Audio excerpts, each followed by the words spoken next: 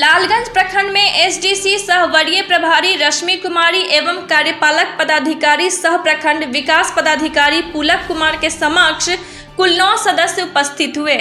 अविश्वास प्रस्ताव पर वोटिंग के लिए कुल 14 पंचायत समिति सदस्यों की उपस्थिति अनिवार्य, जिस कारण कोरम पूरा नहीं हो सका और कोरम के अभाव में वोटिंग नहीं हुई। ऐसे में एक विशेष बैठक बुलाई गई। पंचायत समिति सदस्य विनय राय को विशेष बैठक का अध्यक्ष बनाया गया। उनकी अध्यक्षता में अविश्वास पर परिचर्चा हुई और अविश्वास प्रस्ताव को सर्वसम्मति से नामंजूर कर दिया गया। अविश्वास प्रस्ताव को सर्वसम्मति से नामंजूर कर दोनों पद यथावत रह गया। ऐसे में उषा देवी उप प्रमुख और सुधा देवी प्रमुख पद पर बनी रह गई। उम्मीद थी आप लोग को आज यहाँ प्रमुख चुनाव में फिर आए हैं, जो आज वोटिंग होना था।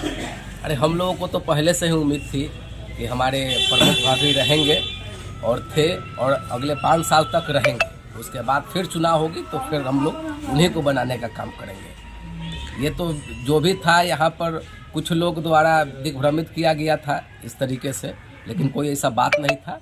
हम लोग थे और हैं। पूर्ण विश्वास था। ये पूर्ण विश्वास था। लेकिन चूंकि राजनीतिक संभावनाओं का खेल होता है, डर तो रहा होगा। नहीं, डरने की क्या बात है। जब राजनीति में लात धर दिए हैं तो डरने की कोई जरूरत नहीं है। हम लोग 100% श्योर थे कि हम लोग बनेंगे, हम लोग हैं और हम लोग रहेंगे। पर क्या कुछ यहाँ पर हुआ, जानकारी मिली? जानकारी यही प्राप्त हुआ है कि आज प्रखंड प्रमुख सुधा देवी के खिलाफ जो अविश्वास प्रस्ताव लाया गया था, उस पर चर्चा के लिए आज बैठक निर्धारित थी, जिस बैठक में प्रमुख उप प्रमुख दोनों पर जो कोरम के अभाव में बैठक स्थगित हो गया है और बैठक में केवल जो परिचर्चा चली और परिचर्चा के बाद कोरम के अभाव में बैठक स्थगित, वोटिंग नहीं हो सका। विश्वास था और विश्वास खारिज हो गया। वोटिंग नहीं हो सका। वोटिंग होगा ही नहीं, चूंकि बहुमत 1/2+1 होने पर ही वोटिंग होना है। इसलिए आज जो अविश्वास लाया गया था, इनके पूर्ण कार्यकाल के लिए अविश्वास खारिज।